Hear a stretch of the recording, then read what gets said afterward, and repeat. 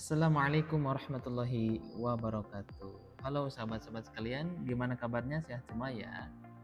Ketemu lagi dengan saya, Abdul Rahman. Saya pengampu mata kuliah Living Quran. Pada pertemuan kali ini, kita akan membahas terkait dengan materi tahapan-tahapan dalam penelitian Living Quran. Materi ini sangat penting karena akan memberikan pemahaman mengenai langkah-langkah sistematis dalam merancang penelitian Living Quran, dimulai dari perumusan masalah hingga menyusun laporan penelitian. Oleh karena itu, mari kita simak materinya. Baik teman-teman, kita langsung masuk pada materi terkait dengan tahapan-tahapan penelitian Living Quran.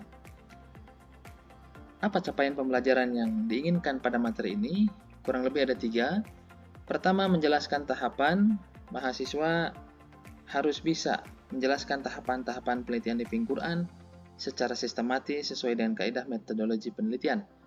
Yang kedua, menganalisis keterkaitan. Nah, mahasiswa dalam hal ini harus mampu menganalisis keterkaitan antar satu tahap dengan tahap yang lain, ya, sehingga bisa dipahami konsep awal sampai akhir. Yang ketiga adalah mengidentifikasi langkah. Setiap langkah yang dirumuskan dalam penelitian Living Quran diidentifikasi, ya, berdasarkan fenomena yang menjadi objek kajian. Dalam hal ini kurang lebih ada 7 tahapan dalam penelitian Living Quran. Kita akan bahas satu persatu dimulai dari persiapan sampai nanti pelaporan penelitian. Pertama, persiapan. Ini adalah tahap yang penting untuk dilalui oleh seorang peneliti. Ya, dalam hal ini peneliti harus memastikan bahwa di satu tempat tertentu ada praktik Living Quran yang menjadi objek penelitian kita. Yang kedua, merumuskan masalah dan memfokuskannya. Ketika ada sebuah praktek Living Quran di masyarakat, maka tentukan apa problem akademiknya. Problem akademik adalah adanya satu kondisi yang tidak sesuai antara teori dan fakta, antara harapan dan kenyataan, antara idealitas dan realitas. Itulah yang dimaksud dengan problem akademik, dan ini harus ada. Niscaya ada karena memang menjadi titik tolak sebuah penelitian. Yang kedua, maka dirumuskanlah masalahnya, dituliskan secara singkat, padat dan jelas apa saja yang menjadi rumusan masalah penelitian ini. Dan berikutnya, tentukan tujuan dan manfaat, dan tentu ini harus sesuai dengan rumusan masalah yang sudah kita tentukan. Langkah ketiga adalah menentukan posisi penelitian dan memastikan orisinalitasnya. Maksudnya adalah kita melakukan literatur review, mengkaji berbagai literatur yang ada, melihat apa sisi persamaan, apa sisi perbedaan dengan penelitian kita. Sehingga dengan itu kita bisa menemukan novelty atau kebaruan dari penelitian yang kita lakukan. Berikutnya, tahap keempat adalah merumuskan dan mendesain metodologi penelitian.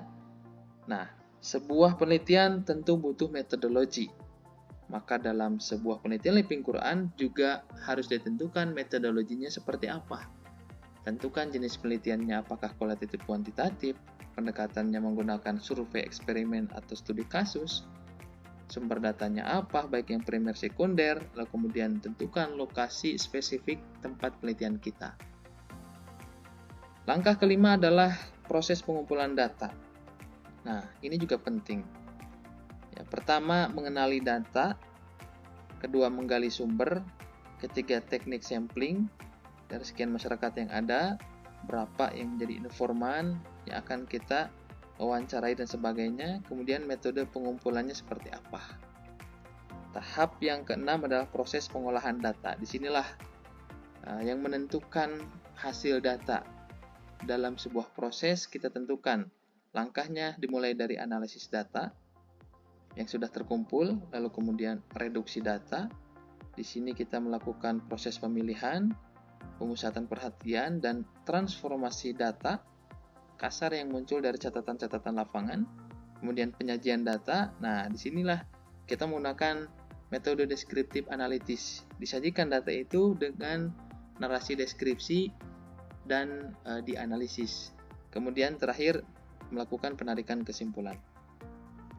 Tahap yang ketujuh adalah penyajian dan penyusunan laporan penelitian. Di sini perlu menentukan strukturnya seperti apa dan tidak jauh berbeda dengan penelitian dalam artikel jurnal, dimulai dari judulnya seperti apa, abstrak, pendahuluan, metodologi, hasil pembahasan, kesimpulan, dan daftar rujukan. Demikianlah materi yang dapat saya sampaikan, mudah-mudahan bermanfaat bagi kita semua. Saya berharap dengan materi ini mahasiswa bisa menyusun penelitian di Quran secara terarah dan bertanggung jawab. Akhirul kalam, assalamualaikum warahmatullahi wabarakatuh.